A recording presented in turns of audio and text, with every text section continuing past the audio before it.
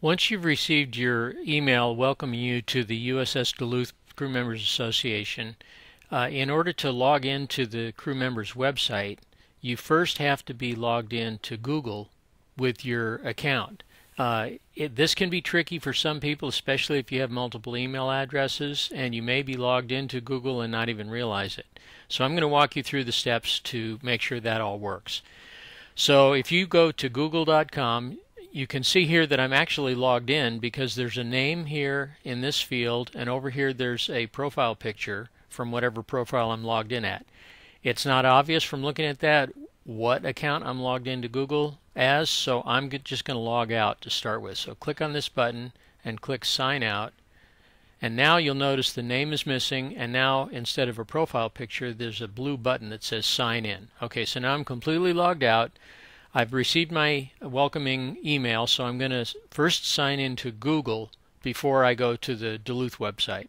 So I click Sign In, and I want to make sure that the email address here is the one that I registered with the Duluth Association, and this is not it. That's not the right one.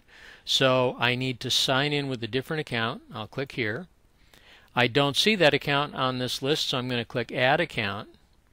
And now your decision is, have you ever created a Google account with the email address that you had used to register with the Duluth Association? In this case, I know I had not. It's not a Gmail address, it's my own domain address, so I've got to first create an account. So I click Create Account and put in my name,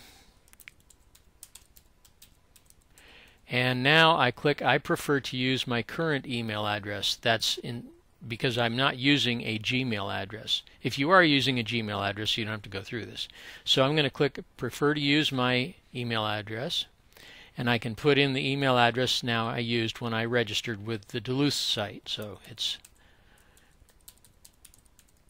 I'll create a password,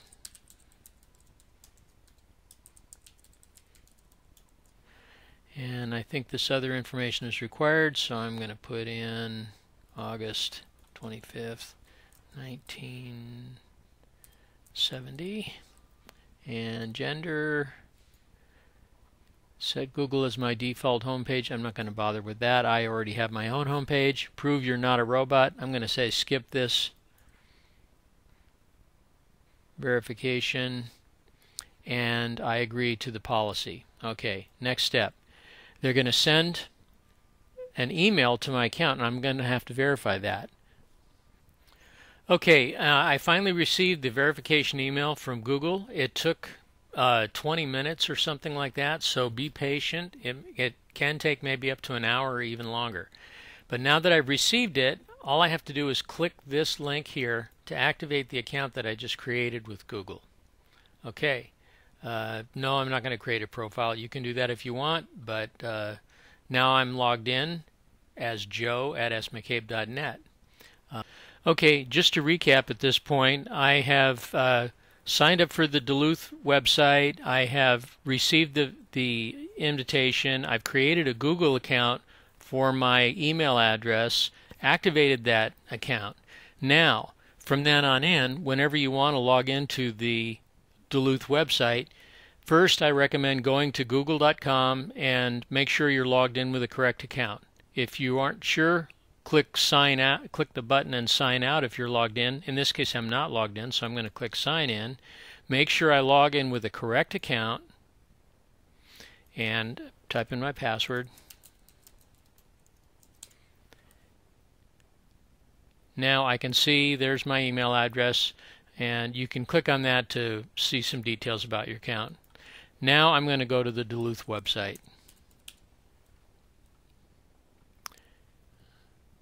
Okay, stop that whistle. So we can tell I'm not logged into the Duluth website, even though I am logged into Google, because there's no members only right here after the home link.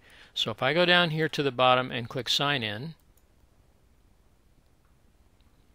I notice that, stop that whistle again, the members only is still not visible. Now this is something a little weird about the Google's sites. I think it's a bug, but in any case, sometimes you have to click this sign in button 2, 3, 4 times before it will log you in. But I'm going to go ahead and click it again.